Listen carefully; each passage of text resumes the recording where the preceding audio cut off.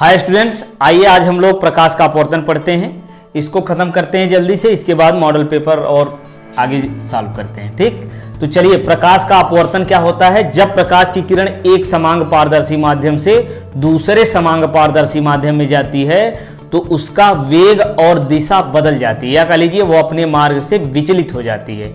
इस घटना को प्रकाश का अपवर्तन कहते हैं। ठीक, तो यदि प्रकाश की किरण, ध्यान समझ में आया कि नहीं? जब प्रकाश किरण एक समांग पारदर्शी माध्यम से, अब पहले देख लेते हैं प्रकाश किरण किन किन माध्यमों में जाएगी। पहली बात तो निर्वात में भी जाती है प्रकाश किरण, निर्वात में भी चलती है और वायु में भी चलती है, जल में भी चलेगी, कांच में भी चलेगी, है कि नहीं, और हीरे में भी चलेगी, और हीरे में चलेगी। ठीक, तो निर्वात को तो हम किसी से डिनोट नहीं करेंगे, यहाँ कुछ भी नहीं होता है। वायु यानी एयर, ए से डिनोट करेंगे। जल में जा रही है यानी डब्लू, कांच में है तो डी कहेंगे, कांच में ग्लास यानी जी कहेंगे, हीरे में है यानी डायमंड डी। ठीक है, डी लिखा हो तो इसका मतलब हीरे में है, जी लिखा है इसका मतलब कांच में है, डब्लू लिखा है तो जल में प्रकाश किरण जा रही है, ए लिखा है यानी वायु एयर में जा रही है, निर्वात कुछ नहीं। ठीक, तो हमने ये कम से लिखा है। देखिए, निर्वात से ज्यादा सघन वायु है, वायु से ज्यादा सघन जल है, जल से ज्यादा सघन कांच है, और कांच से भी ज्यादा सघन कौन सा है? हीरा। तो जब प्रकाश की किरण विरल माध्यम, देखिए इधर जाएंगे तो विरल होता जाएगा, इधर आएंगे क्रमशः तो सघन होगा। ठीक, तो चलिए ये बताइए कि वायु और कांच में कौन सघन है? कांच। ठीक, और वायु और कांच में विरल कौन सा है? वायु। तो इस प्रकार से यदि प्रकाश की किरण विरल से सघन में जाएगी, ध्यान दीजिए, विरल माध्यम से सघन माध्यम में जाएगी तो अभिलंब की ओर झुक जाएगी, यानी अभिलंब के पास हो जाएगी। फिर से सुनिए, वायु में कण जो है दूर दूर होते हैं, जल में उससे पास होते हैं, चूंकि ये गैसीय फॉर्म में है, ये लिक्विड है, ये ठोस हो गया। ठीक है ना, तो ठोस में कण पास पास होते हैं, द्रव में उससे ज्यादा दूर, और वायु में और भी ज्यादा दूर। तो प्रकाश की किरण विरल में जाएगी तो दूर हो जाएगी अभिलंब से, सघन में आएगी तो पास हो जाएगी, जिसमें कण पास पास होते हैं उसमें पास हो जाती है, और जिसमें दूर होते हैं कण वो दूर हो जाती है। यानी अब तो याद ही हो गया होगा क्या, कि जब प्रकाश की किरण विरल से सघन में आएगी तो अभिलंब की ओर झुक जाएगी, और जब सघन से विरल में जाएगी तो अभिलंब से दूर हट जाएगी। ठीक, तो इसको हम कैसे लिखेंगे? प्रकाश का अपवर्तन हेडिंग डालेंगे, इसके बाद लिखेंगे जब प्रकाश किरण एक समांग पारदर्शी माध्यम से दूसरे समांग पारदर्शी माध्यम में जाती है तो उसका वेग और दिशा बदल जाती है, ऐसा लिखिए, या इसकी जगह कह दीजिए कि वह प्रकाश किरण अपने मार्ग से विचलित हो जाती है। ठीक, तो जब प्रकाश किरण एक समांग पारदर्शी माध्यम से दूसरे समांग पारदर्शी माध्यम में जाती है तो अपने मार्ग से विचलित हो जाती है। इस घटना को प्रकाश का अपवर्तन कहते हैं। फिर नई लाइन से लिखेंगे कि जब प्रकाश की किरण सघन माध्यम से विरल माध्यम में जाती है तो अभिलंब से दूर हटती है, और जब विरल से सघन में जाती है तो अभिलंब के पास हो जाती है। ठीक, चलिए ये तो हो गया अपवर्तन प्रकाश का। अब देखते हैं प्रकाश के अपवर्तन का नियम, अपवर्तन का नियम। तो चलिए यहां से थोड़ा सा देख लेते हैं इसको। ये हम इधर मान लेते हैं वायु यानी एयर है, इधर मान लेते हैं जल यानी वाटर है। ठीक, चलिए इसी में हम अपवर्तन देखते हैं। ऊपर इधर क्या है? वायु है, नीचे क्या है? जल है। अब ये प्रकाश की किरण यहां से आ रही है, ये हो गई आपतित किरण। ठीक, अब ये आने वाली किरण, इसको सीधे निकलना, लेकिन सीधे निकलेगी नहीं। क्यों? क्योंकि वायु से जल में आई है, विरल से सघन में आई है, तो जब एक माध्यम से दूसरे माध्यम में जाती है तो इसकी ये जो है अपवर्तित हो जाती है, विचलित हो जाती है। ठीक है, तो विरल से सघन में आ रही है ना, तो क्या होगा? अभिलंब की ओर झुक जाएगी, यानी किधर जाएगी? ये हो गई। ठीक, ये बन गई अपवर्तित किरण। ये हो गया हमारा आपतित किरण और ये अपवर्तित किरण। तो आपतित किरण और अभिलंब के बीच जो कोण बनता है ये होता है आपतन कोण। अपवर्तित किरण और अभिलंब के बीच जो कोण बनता है अपवर्तन कोण। ठीक, तो अब नियम देखते हैं हम। अच्छा, यहां देख लीजिए एक बात और, कि ये आपतन कोण और अपवर्तन कोण में कौन सा कोण ज्यादा है? जो विरल माध्यम में बना है वो कोण ज्यादा होगा। क्यों? क्योंकि उसमें दूर होगी, सघन में पास हो जाती है तो वो कोण छोटा हो जाएगा। सही है। चलिए अब देखते हैं अपवर्तन के नियम। इतना एग्जाम्पल दे करके यहाँ बता दीजिए कि प्रकाश किरण वायु से जल में जब जाती है तो अभिलंब की ओर झुक जाती है, और विरल माध्यम में आपतन कोण I है और सघन माध्यम में अपवर्तन कोण R है। फिर अपवर्तन के नियम अब लिख लीजिए। अपवर्तन के कितने नियम हैं? 2 नियम हैं। अपवर्तन के 2 नियम। पहला, आपतित किरण, अपवर्तित किरण और अभिलंब तीनों एक तल में होते हैं। क्या? आपतित किरण, अपवर्तित किरण और आपतन बिंदु पर ये खींचा गया अभिलंब तीनों एक तल में होते हैं। दूसरा, एक वर्णी प्रकाश के लिए होना चाहिए, एक वर्णी प्रकाश के लिए आपतन कोण की ज्या जो होती है, ज्या यानी साइन थीटा, आपतन कोण की ज्या अपवर्तन कोण की ज्या के अनुक्रमानुपाती होता है। तो यहां से मिल जाएगा sine I = n sine R। ठीक, अब यहाँ n जो है वो क्या है? पहले माध्यम के सापेक्ष दूसरे माध्यम का अपवर्तनांक। प्रकाश किरण पहले माध्यम से दूसरे माध्यम में आ रही है। यदि वायु से जल में आ रही है तो यहाँ ANW भी लिख सकते हैं। ठीक, चलिए हम यहाँ भी लिखते हैं पहले माध्यम के सापेक्ष दूसरा माध्यम। अब पहला दूसरा माध्यम कुछ भी हो सकता है ना? ये हो गया। तो ये मिल गया हमारा अपवर्तनांक। ये देखिए R इधर जाएगा तो बटे में हो जाएगा sine I upon sine R। तो अपवर्तनांक मिल गया n = sine I upon sine R। यानी आपतन कोण की ज्या और अपवर्तन कोण की ज्या के अनुपात को क्या कहते हैं? माध्यम का अपवर्तनांक कहते हैं। ठीक, चलिए ये बन गया। इसके बाद हम इस पर आधारित सूत्र कुछ बता दे रहे हैं। इस पर सवाल आता है, क्या सूत्र याद करना हमको? यदि प्रकाश किरण वायु से जल में आ रही तो इसको कैसे लिखेंगे? वायु के सापेक्ष जल का अपवर्तनांक, वायु के सापेक्ष जल का अपवर्तनांक। यानी पहला माध्यम क्या है? वायु, दूसरा माध्यम जल हो गया। ठीक, चलिए इसको खुद से बताइए क्या होगा? WNG को क्या कहेंगे? G यानी कांच। प्रकाश किरण कहाँ से आ रही है? जल से। कहाँ आ रही है? कांच में। तो जल के सापेक्ष कांच का अपवर्तनांक, इसको क्या कहेंगे? जल के सापेक्ष कांच का अपवर्तनांक। या इसको उल्टा भी कर सकते हैं, कांच का अपवर्तनांक जल के सापेक्ष। ठीक, जल के सापेक्ष कांच का अपवर्तनांक हो या कांच का अपवर्तनांक जल के सापेक्ष। ठीक, तो ये क्या होता है इसको देख लेते हैं हम। ये लिख देते हैं, इसको खुद से लिखिएगा। देखिए, वायु के सापेक्ष जल का अपवर्तनांक ये निकालना है। तो यहां हमको चाहिए जल का अपवर्तनांक और वायु का अपवर्तनांक। ठीक है, Na क्या हो गया? वायु का अपवर्तनांक। NW क्या हो गया? जल का अपवर्तनांक। ठीक, तो इसमें पहला माध्यम हम वायु मानते हैं। क्या मानते हैं? वायु। तो प्रकाश किरण वायु में से आ रही है। NG क्या है? कांच का अपवर्तनांक। ठीक, चलिए तो इसको देखिए, पहला माध्यम यदि वायु हो तो इसको निरपेक्ष अपवर्तनांक भी कहते हैं। क्या है ये? वायु का निरपेक्ष अपवर्तनांक, जल का निरपेक्ष अपवर्तनांक। ये क्या है? कांच का निरपेक्ष अपवर्तनांक। ठीक, तो ये अपवर्तनांक के रूप में हो गया। यहां क्या होगा? जल के सापेक्ष कांच का अपवर्तनांक ये है, तो क्या लिखेंगे हम? बताइए। ये देखिए, वायु के सापेक्ष जल का अपवर्तनांक ये बना, तो जल के सापेक्ष कांच का अपवर्तनांक। किसका अपवर्तनांक? कांच का अपवर्तनांक। किसके सापेक्ष?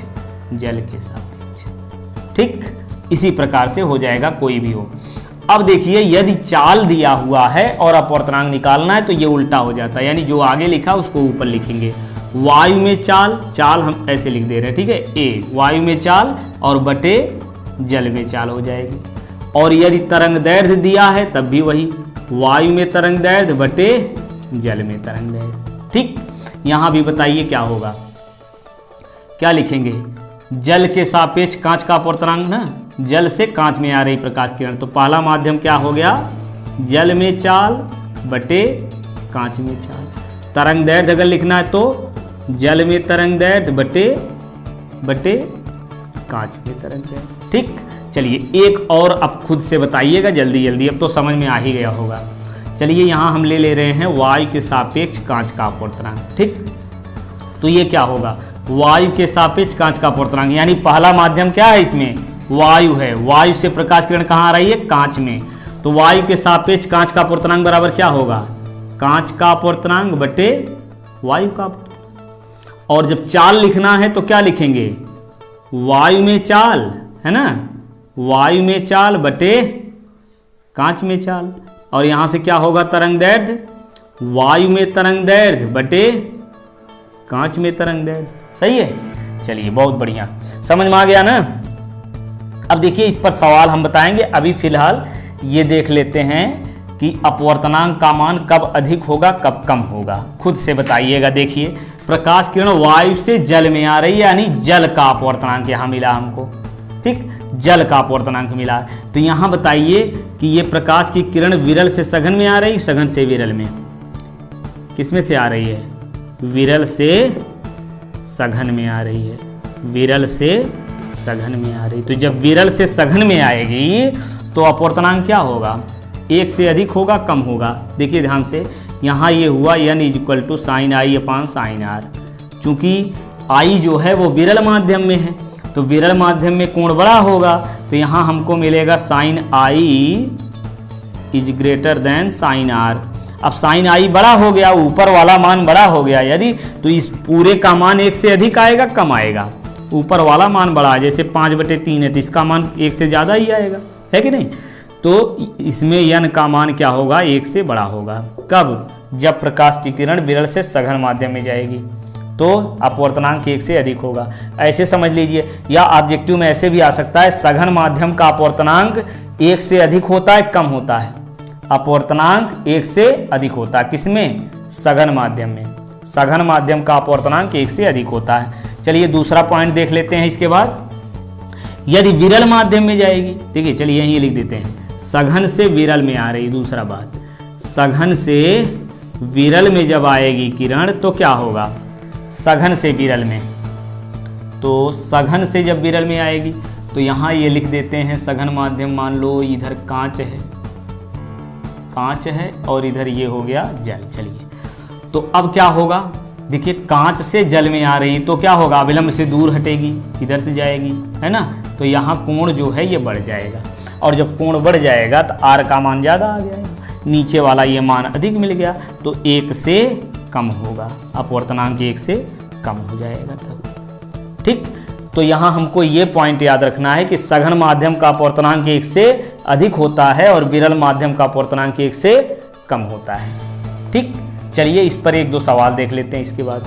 चलिए ये सवाल देखिए क्या कह रहा है कि वायु के सापेक्ष जल तथा कांच के अपवर्तनांक क्रमशः। वायु के सापेक्ष एक बार जल कह रहा है, एक बार कांच कह रहा है।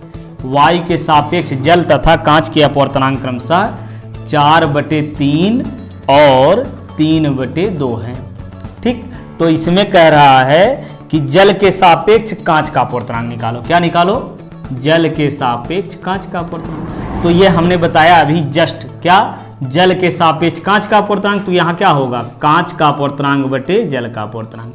अब ये वायु पहला माध्यम हो ही सकता है, ठीक। वायु सापेक्ष कांच का अपवर्तनांक बटे वायु सापेक्ष जल का अपवर्तनांक, ये कितना होगा? कांच वाला हो गया 3/2 और जल वाला हो गया 4/3, ठीक। अब इसको सॉल्व कर लीजिए, 3/2 और गुणे ये 3 ऊपर हो गया 4 नीचे, तो ये आ गया 9/8, ठीक।